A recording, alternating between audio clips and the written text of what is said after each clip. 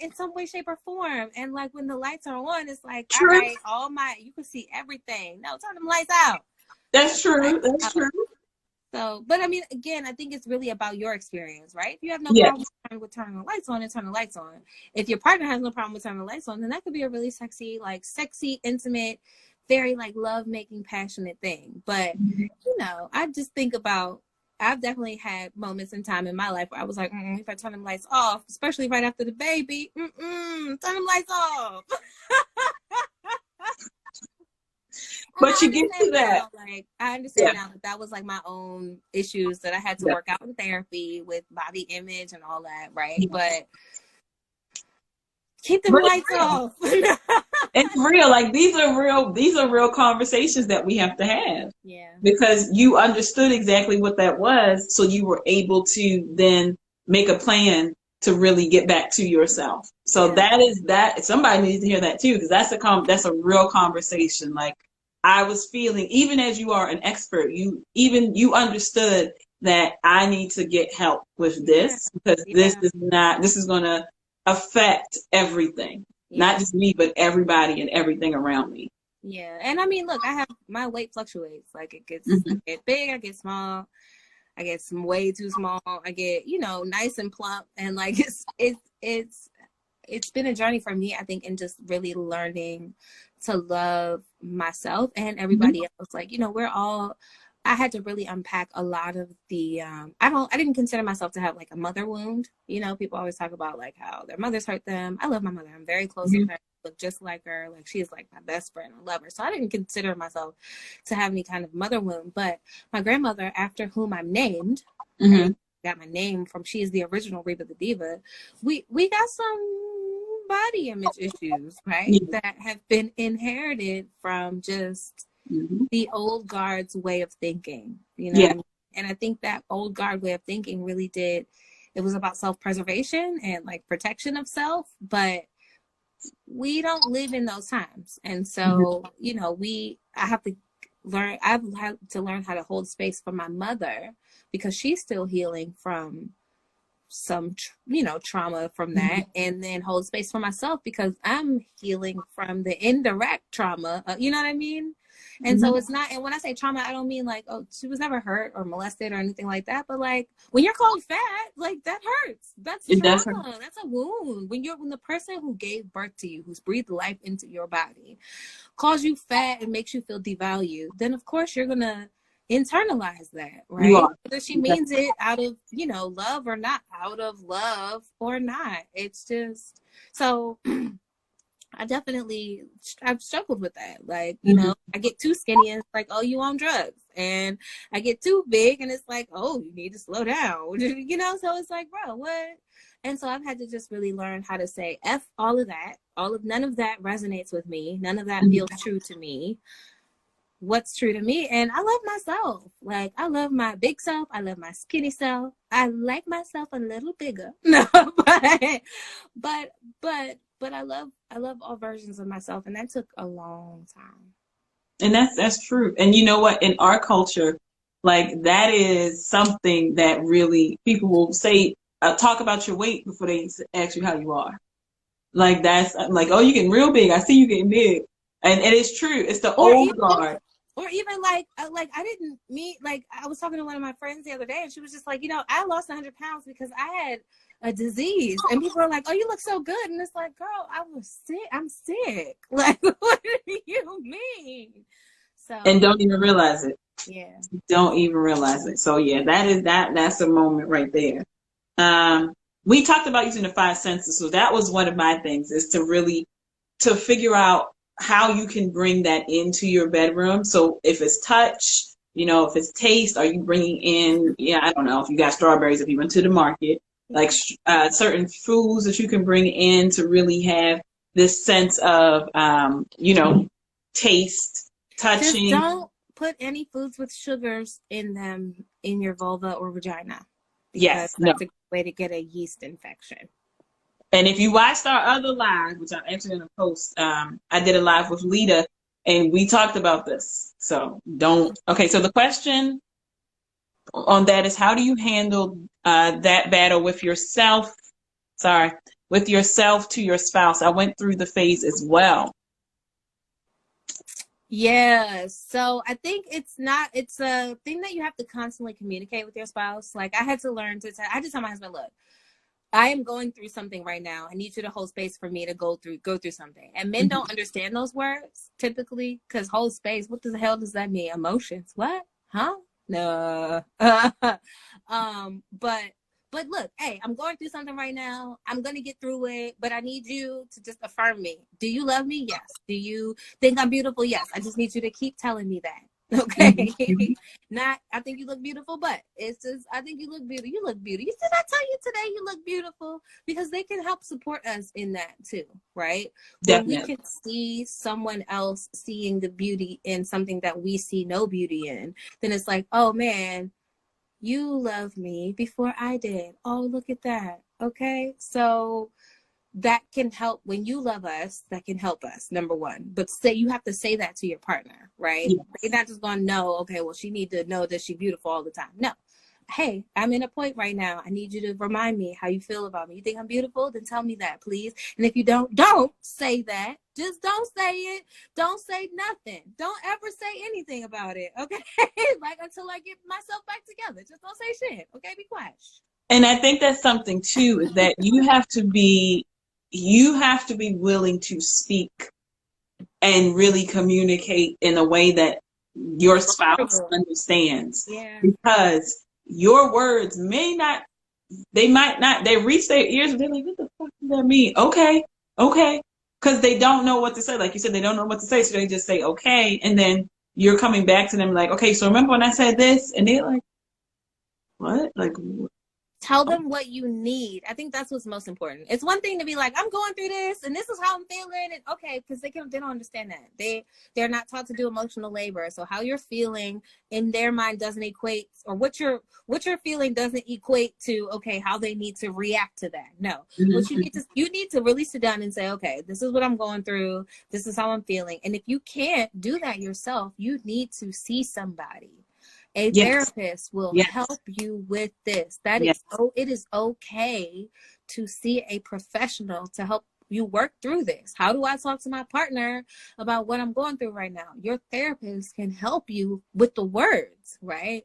With the situational, like, what do I do and if this happens and if this happens? But really, like, if you're having a hard time really trying to find what the words are, get some help. But otherwise, say it. Look, this is what I need. I need you to not make any comments about my weight right now at all. I am feeling it, and the comments just trigger me. So if you want things to be good, just don't say anything about my weight right now, please. And also with that, I think because as women, we have very good interpersonal relationships with other women. I think sometimes we get caught up in putting that weight on our girlfriends. And I think a part of that is something that we also need to have that discussion with, that your friends, especially if you are going through something, and if you are that friend that's continuously going through something and your friends is like, oh shit, here we go again. Like, you need to take that and say, I need to go get professional help, because your friends, even if they are therapists, like that's their career, that's still your friend first. So you need to definitely. Your friends are not your therapist. Not at all. Like, you can speak to them and have a conversation with them, but you should definitely take the time. They have virtual therapy. They have, all those things, sliding scales if you can't afford it, group therapy sessions. But you really have to, like, one of the things that I'm trying to implement, I forget sometimes, is if I am talking to my friend and I need to really, like, just have diarrhea of the mouth and just say all these things, my conversation is, are you available mentally right now for me to have this conversation with you? Because sometimes you don't want to hear, like, sometimes you, like, especially with everything that's going on right now, sometimes you don't want to hear, that you just got in a fight with, your man for the 15th time and I already told your ass that you need to leave, but your ass is still stuck there. Like, I don't want to hear that shit. Let's talk about something else. Let's talk about, what we're going to do once we get off a lockdown. And you need to have those, especially now, because this is real heavy for a lot of people. You really need to have those conversations to say, are you available for me to have this conversation with you? And if they say no, don't get fucking mad. Yeah. Don't get mad. Just say, okay. Like, what do you want to talk about? That's it. Like, what do you want to talk about? I agree. I wholeheartedly agree. That's the biggest thing. This one I really love. So I guess this goes into what you were saying with BDSM, but definitely with the senses is to blindfold each other. So you can do this one of two ways. So you could blindfold your partner, and then you could use, like different things like ice, I don't know where you're going to get feathers from right now, but listen, y'all might have some feathers around randomly, crafts, whatever. You never know. You got down pillows, you got feathers. Boom. Ain't nobody trying to take their pillow apart. I'm kidding. Now, I have to hop off in a second, but okay. I just want to make sure we got everybody's questions. Did anybody else have any other questions before we leave? And again, if I don't get to your questions and you are a lady, then you can always come to Women Uncorked and I can always answer those questions there. Our next one is April 8th. That's next Wednesday. That's this Wednesday coming up. Yeah. So I don't know what day that is, but I don't Wednesday. What day? What's the actual date? It's April. Oh, April 8th. April 8th. Okay, so April 8th. Mm-hmm. Check her out. Mm-hmm. I think I took it down, but I did, what is it? Tag you. So if you don't know, you can tag her. Okay, sorry, I thought somebody put something up, but definitely check that information out. Okay. Yes, ma'am. Well, I appreciate you. Somebody said they're signing up. Yes, please sign up. Yay. Yes. But I appreciate you. Tell us where we can find you again. Yeah, so you can find me on Instagram at Reba The Diva. You can just click on my thing and you can find it. I'm also at Sexpert Consultants, and I'll throw it in the chat just in case you guys are wondering. But sexpertconsultants.com is my company's website. We're doing virtual stuff right now. And we're doing training. So if you want to start hosting when in-person events start coming, when the world opens again, and you want to start doing this work like you see me doing, then I can help you figure it all out. So thank you, love. Yeah, thank you so much for having me. We'll do this again. Yes. Have a good night. You too. Good night. All right, y'all. If you had, I'm gonna finish what I was saying though before I leave y'all for the night. So what I was saying was to blindfold your partner, and then also have your partner. So you would use the five senses. You would decide on, if you are using a feather, if you were using ice, if you were using, anything to really stimulate their largest organ, which is their skin. And the same thing with your mind, like that person has to really focus on the sense of touch, because if you weren't aware, once you lose one of your senses, your other senses really step up. So if you lose your sense of sight, or you could do something with, I think sight would be the best one, that you could actually, really put that person into, sensation overload. So that's something to do. And you could do it vice versa. Like you can do, your partner goes and then you go, or even you could do it together and try to do it. Just make sure y'all got nothing around so you can knock shit over or nothing like that. And then I think she said the other one that I said was going to be role play. And then the last one I had was, to do something with massage. So I know that right now, everyone is very hyper aware of everything that's going on. And so it's really putting us into a space of just stress, like extreme stress, especially if you have a spouse, or you yourself, have lost a job, your roommate has lost a job, or anything like that, that is really taking for me, my shoulders go up, your jaw starts to lock, and you start to feel pressure mounting. So what I would suggest is definitely do like massage, like have someone, you massage yourself, there are classes which you can watch online, or you can actually watch, like I said, YouTube, and find a video that really takes you through how to find those points in your spouse's or your boyfriend, girlfriend, whoever's body, and really start to massage that. And that could be something that you do nightly, because right now, as I said, the world is in a state of I wouldn't even say chaos. I just think it's a lot of misinformation going around, because I know that we're going to come out of this better than where we were. But I think that you really have to do things, like I said, that the first one, that bring us back to being intimate without being intimacy in a sexual way, but just intimacy in a way where you are providing comfort to that other person. So massage is definitely one. Having those conversations, those deep conversations, even if you are doing this over the phone, because I know that was one question that came up, if you have a person that's long distance, someone that's not in your actual physical house, like, how do you go about this? So that really is having those conversations. This is now the time, because ain't nobody going to work, to, have those conversations, like when you were in high school and you like, no, you hang up, you hang up, and then you fall asleep on the phone. Like, this is that time to now get back into that.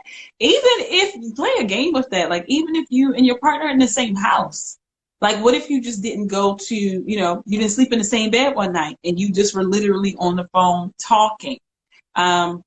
What's that show that my sister had me watching where they were in the pod? Love at First Sight. I know it was a couple on there that they were really having issues with talking to each other. So I think two couples actually did this, where they set it up where I think the guy was like in the bedroom. One, I forget her name, Gianna, I don't know what the fuck her name was, but she was in the kitchen and he was in the bedroom and they were talking. And so it was easier for them to have that conversation. And there was another one, I think her name was Jennifer or something, and Mike or something like that, where he set up an actual picnic where he spread out his food on the floor and then he put her food in the bedroom and they were able to talk. The wall was there. So they weren't focused on, each other's body. They were just focused on the sound of their voice, what they were saying. So that's something else that you could definitely try, even within your house. So you really want to try things that you wouldn't necessarily try, because we have time. Like, literally, we're going to be in a house for a minute. So it's now time to, like, put these things in place. Even if you decided to, have a calendar or have a checklist and say, these are all the things that we should try to make sure we're not getting on each other's nerves, to make sure that we are, dealing with this in a healthy way. That's the most important, to deal with this in a healthy way. What are things that we can do together and apart? You should still have things that you can do apart that allow us to really center ourselves and then come back together. Because if you're in a house with somebody or in an apartment and literally it's just you and that person, this is a time where you're going to need those moments where you have space to be by yourself. So you really need to set that time and put it in to say, okay, every day we're going to, separate and do something that we want to do ourselves that's just for us. Because if you're together with someone, and this, honestly, the way things are looking, we're going to be in the house at least for another, 3 weeks. So this is the time to start planning that, because it's going to start getting to a point where you like, I'm tired of seeing your face. I'm tired of hearing you breathe. Like, do you have anywhere to go? Can you go outside? Can you sit in your car? So before you get to that point where you get mad over little things, like I read, that was on NPR or somebody, they have this thing where you can send in stories about, quarantine. And someone was like, their boyfriend was pissed at them because they used a whole lime on their food. Like, they had an argument because she used a whole damn lime on her food for like a salad or something like that. And her boyfriend was pissed. And so before you get to that point, you need to really have these conversations and do these things and write them down. I am going to do a blog about this. So I did write down things that Reba said, and I'm going to put the information in so you could do these things. So if you don't know where to start, this is going to be some place that you can see, these are things that we can try to make sure that we don't get to that point where we just are tired of each other and it becomes a very tense atmosphere.